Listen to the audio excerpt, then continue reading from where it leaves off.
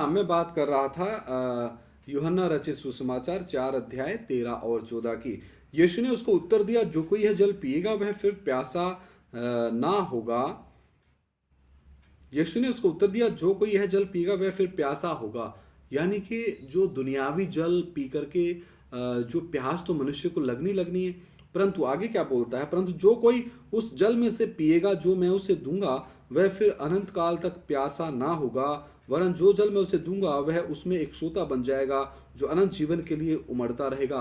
यानी कि पवित्र आत्मा की नदी और परमेश्वर का जो वचन है, इसको परमेश्वर के वचन को हम एक आत्मिक जल, ऐसा जल जिसको हम पी करके हमारी प्यास संतुष्ट हो जाती कि हाँ, हमारा अनंत काल का जीवन का आत्मिक जल यही है और अनंत काल के भोजन की रोटी यही है। प्रभु यीशु मसीह ने कहा, जीवन का जल मैं हूँ।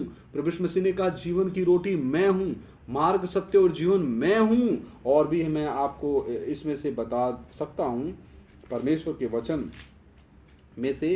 यूहन्ना रचित सुसमाचार 5 अध्याय मैं 25 वचन से पढ़ रहा हूँ।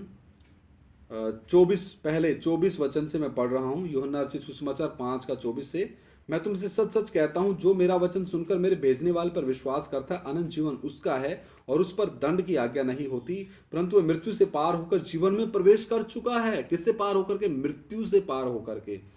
आइए 25, 26, 27, 28, 29 वचन भी पढ़ते हैं। मैं तुमसे सच सच कहता हूं, वह समय आता है और अब है जिसमें मृतक परमेश्वर के पुत्र का शब्द सुनेंगे, और जो सुनेंगे वे जिएंगे, क्योंकि जिस रीति से पिता अपने आप में जीवन रखता है उसी रीति से उसने पुत्र को भी यह अधिकार दिया है कि अपने आप में जीवन रखे, वरन उसे न्याय करने का भी अधिकार दिया है, इसलिए कि वह मनुष्य का पुत्र है। इससे अचंभा मत करो, क्योंकि वह समय आता है कि जितने कब्रों में है वे उसका शब्द सुनकर निकल आएंगे। जिन्होंने भलाई किया है वे जीवन के पुनरुत्थान के लिए जी उठेंगे, और जिन्होंने बुराई की वे दंड के पुनरुत्थान के लिए जी उठेंगे। तो मेरे प्रिय भाइयों बहनों, यहां पर लिखा है, मेरा वचन सुनकर मेरे भेजने वाले पर विश्वास करता है, यानी कि प्रभु यीशु मसीह के परमेश्वरता पर विश्वास करता है, तो उस पर दंड की आज्ञा नहीं है। तो अगर दंड से बचना है तो प्रभु यीशु मसीह के ऊपर विश्वास करना है, और वह मृत्यु से पार होकर जीवन में प्रवेश कर चुका। कौन? जो प्रभु यीशु मसीह के ऊपर ईमान लाएगा। जो यूहन्ना 3 का 16 के अनुसार, परमेश्वर ने जगत से ऐसा प्रेम किया, अपना इकलौता पुत्र जगत को दे दिया, ताकि जो कोई उसके ऊपर ईमान लाए वो नाश ना हो बल्कि हमेशा की जिंदगी पाए। हालेलुया। आगे लिखा है कि एक समय आएगा मृतक परमेश्वर के पुत्र का शब्द सुनेंगे, और जो सुनेंगे वे जिएंगे। आगे लिखा है, पिता अपने आप में जीवन रखता है, उसी रीति से उसने पुत्र को भी यह अधिकार दिया है, और न्याय करने का अधिकार भी प्रभु यीशु मसीह के पास है। फिर आप कैसे बचोगे? तो यहां पे लिखा है, मुर्दे जी उठेंगे जीवन के पुनरुत्थान के लिए। तो मेरे प्रिय भाइयों बहनों, वचन में लिखा है, जितनों प्रभु यीशु मसीह को अपना प्रभु और मुक्तिदाता करके ग्रहण किया है उन्होंने अनंत जीवन प्राप्त पाया है। जितनों ने नया जन्म पाया है और वो वचन प्रार्थना संगति में दिन प्रतिदिन आगे बढ़ रहे हैं और परमेश्वर की आज्ञाओं को मान रहे हैं, तो वो परमेश्वर के पुत्र प्रभु यीशु मसीह का क्या सुनेंगे? उस आवाज को सुनेंगे, और वे जिएंगे। वे जिएंगे, वो जीवन के पुनरुत्थान में भागी होंगे। एक और मैं वचन पढ़ता हूं, यूहन्ना रचित सुसमाचार 11वां अध्याय 25 वचन।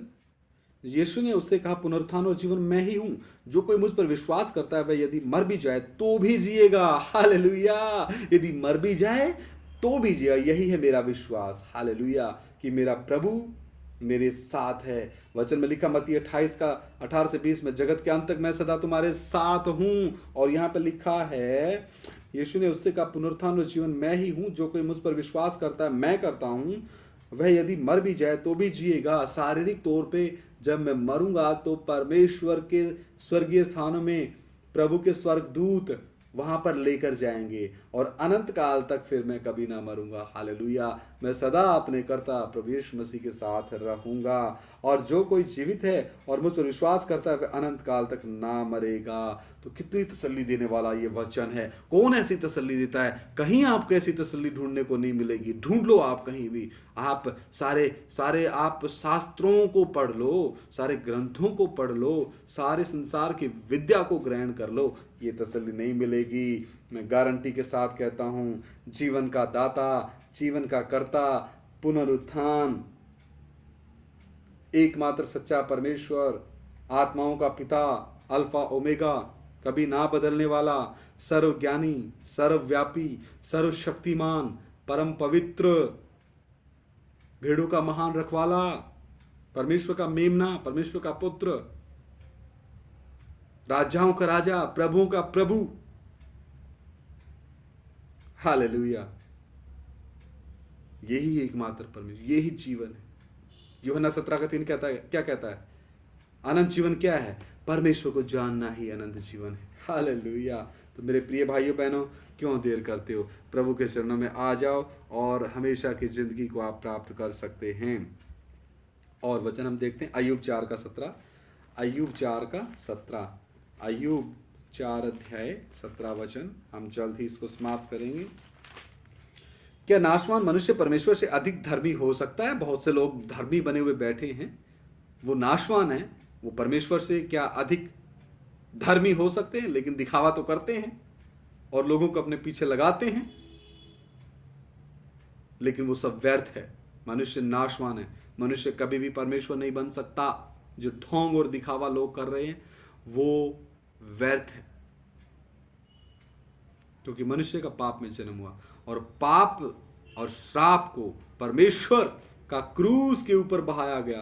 पवित्र परमेश्वर के मेमने प्रभु यीशु मसीह के पवित्र लहू से ही छुटकारा हो सकता है, और कोई रास्ता है ही नहीं। हालेलुया। अय्यूब 4:17, क्या नाशवान मनुष्य परमेश्वर अधिक धर्मी हो सकता है? क्या मनुष्य अपने सृजनहार से अधिक पवित्र हो सकता है? बहुत से पवित्र बने हुए बैठे हैं, बोलते हैं हमने तो कोई पाप किया नहीं। मेरे प्रिय भाइयों बहनों, माताओं, बुजुर्गों, नौजवानों, मैं आपको बेइज्जत करने के लिए ये सब बात नहीं बोल रहा। ये परमेश्वर का वचन है और परमेश्वर का वचन मैं आपको बता रहा हूँ। लिखा है, क्या नाशवान मनुष्य परमेश्वर से अधिक धर्मी हो सकता है? बिल्कुल नहीं हो सकता। क्या मनुष्य अपने सृजनहार से अधिक पवित्र हो सकता? बिल्कुल नहीं हो सकता। पूरे ब्रह्मांड में सिर्फ एक ही पवित्र है, वो है प्रभु यीशु मसीह। आइए पढ़ लेते हैं पहला पत्रस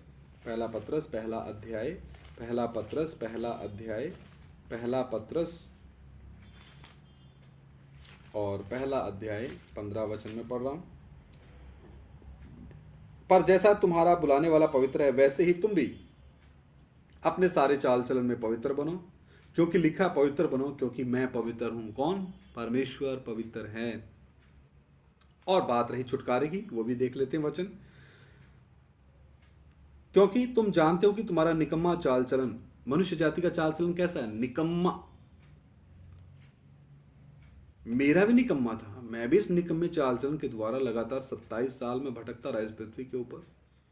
लिखा है, क्योंकि तुम जानते हो कि तुम्हारा निकम्मा चाल चलन जो बाप दादू से चलाता है, उससे तुम्हारा छुटकारा चांदी सोने अर्थात नाशवान वस्तुओं के द्वारा नहीं हुआ। फिर कैसे हुआ?